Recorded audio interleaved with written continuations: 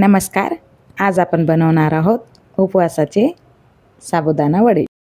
बघा हे किती लुसलुसीत आणि दिसायलाही जेवढे सुंदर आहेत, खायलाही तेवढेच टेस्टी आहेत. नक्की करून बघा. चला तर आपण रेसिपीला सुरुवात करूया. हे साबुदाणा आहे, हे मी रात्रभर भिजत घातलेला आहे. त्याला मी शेंगदाणे काढायच्या भांड्यामध्ये काढून घेतलं आहे बारीक करून. आणि याच्यामध्येच हिरवी मिरची पण टाकले आहे काढताना भाजून. बघा किती छान बारीक झालंय. या साबुदाण्याच्या शेंगदाण्याच्या भांड्यामध्ये साबुदाणा काढला ना की खूप मोकळा मोकळा होतो. आणि शेंगदाण्याचे यंत्र जर तुमच्याकडे नसेल तर तुम्ही चॉपर असेल तरीही बारीक करू शकता. हे बघा मी याच्यात हिरवी मिरची भाजून घेतलेली आहे. ते मी साबुदाणा काढताना विसरले होते, तर मी नंतर परत तो साबुदाणा टाकून त्याच्यामध्ये मिरची टाकून बारीक करून घेतली. आता हा इथे स्मॅश केलेला आलू आहे, उकडलेले आलू आहेत. हे सगळं एकजीव केलेलं आहे. आता परत याच्यामध्ये आपण 1 चम्मच जिरं, कढीपत्ता आणि शेंगदाण्याचा कूट घेतला आहे. शेंगदाण्याचा कूट शेंगदाणे भाजून मी हा कूट तयार केला आहे. त्याचे टपरं काढून घेतले आहेत आणि मिक्सरमध्ये बारीक करून हा घेतला आहे. तर हा शेंगदाण्याचा कूट तुम्हाला बारीक करूनच घ्यावा लागेल. थोडा जाडसर राहिला तर वडे फुटतात. आता इथे आपण कोथिंबीर घेतलेली आहे. हे बघा, कोथिंबीर तुमच्या आवडीनुसार जेवढी हवी तेवढी घ्या. कढीपत्ताही तुम्ही बारीक करून पण टाकू शकता. मी सगळे पानं घेतले आहेत.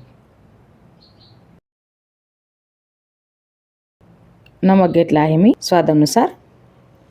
इथे तुम्ही कढीपत्ता आणि साधं नमकच्या ऐवजी उपवासाचं मीठ वापरू शकता. कारण खूप जण साधं मीठ उपवासाला खात नाहीत, कढीपत्ता खात नाहीत, कोथिंबीर खात नाहीत आणि जिरंही खात नाहीत. तर त्यांनी फक्त साधेच वडे बनवा, हे काहीही न टाकता. पण कोणी कोणी कोथिंबीर जिरे टाकतात, तर त्यांनी असे बनवा. याच्यामध्ये थोडाफार बदल केला तर साधेही खायला करू शकता आणि उपवासाचे तर आहेतच. हे बघा, आता याला हाताला मी तेल आणि पाणी लावून घेतलं आहे.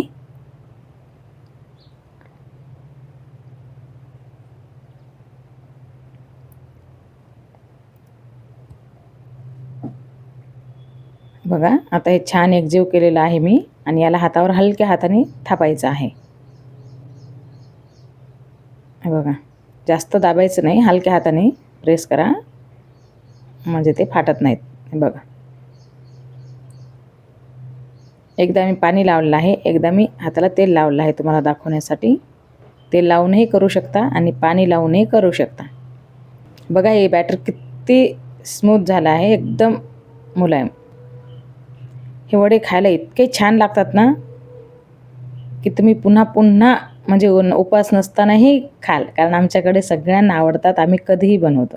हे मी आता उपवास नसतानाही बनवले आहेत, पण आता कोणत्याही उपवासाला तुम्ही हे करून खाऊ शकता. तुम्ही साबुदाणा खिचडी बनवायचं विसरून जाल, इतके छान हे वडे होतात. तुम्हाला काय उपवासाचं करायचं हे तुम्हाला जर टेन्शन येत असेल ना, तर आता हे वडे खाल्ल्याच्या नंतर तुम्ही कधीही म्हणणार नाहीत की आता आपण उपवासाला काय बनवूया.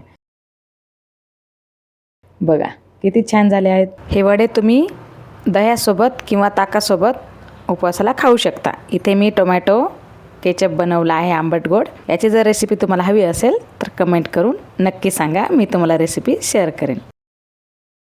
चला तर मग, व्हिडिओ आवडला असेल, रेसिपी आवडली असेल तर लाईक करा, कमेंट करा, सबस्क्राईब करायला विसरू नका, म्हणजे माझ्या अजून रेसिपी तुम्हाला पाहायला मिळतील. व्हिडिओ पूर्ण पाहिल्याबद्दल तुमचे मनापासून धन्यवाद.